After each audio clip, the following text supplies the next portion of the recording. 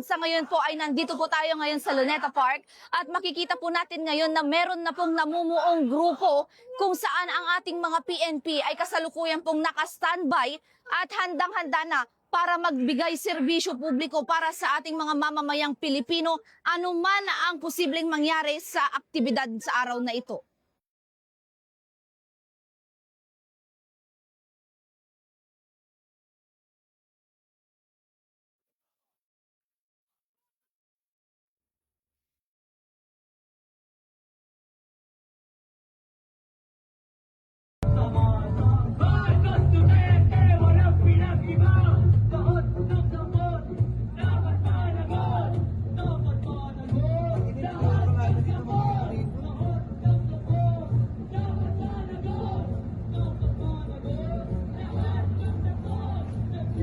Tinitiyak naman ng pambansang pulisya na patuloy pa rin ang kanilang pagbibigay seguridad at presensya sa publiko upang maiwasan ang anumang banta sa kaayusan at kapayapaan.